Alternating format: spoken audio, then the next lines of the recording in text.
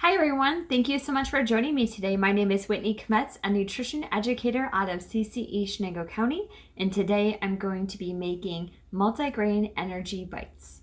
This is a really nice recipe that incorporates some honey. The first step for this recipe, you really want to make sure that you are toasting your quinoa. You can do that in a medium pan over a medium-high heat. And you're going to use about a half a cup of the quinoa. So you just want to toast it until you can smell a nutty aroma. Then set it aside to let it cool, and that way it's not going to heat up the other ingredients in this recipe. This recipe is great because it's not a bake recipe. You could freeze it to use later, or you can serve them later in the day. So I have 1.5 cups of quick cooking oats in here. Then I'm going to add in my half a cup of my dried quinoa, and you can use any type of quinoa that you have on hand. Quinoa is a great source of protein to add in. I also am going to add in my chocolate chips. So I didn't have any mini morsels, so I just have regular morsels. There's half a cup. And also half a cup of peanut butter. And 1/3 cup of honey. Okay, and then for this, all we're going to be doing is mixing this all together.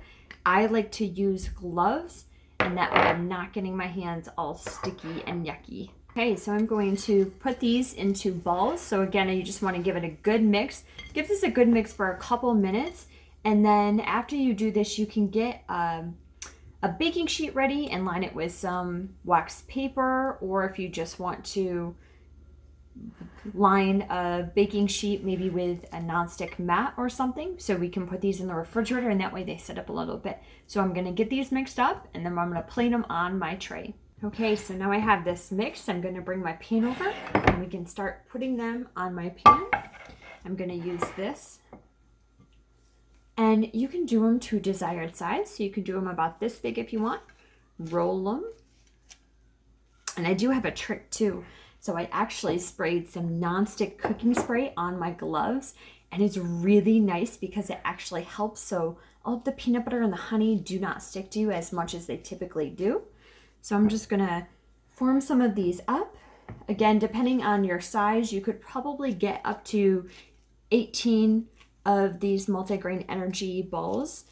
But if you wanna do them bigger, you're definitely gonna get a little bit less. So it's completely up to you, but this is a nice, quick, easy snack to make that can feature some honey. Okay.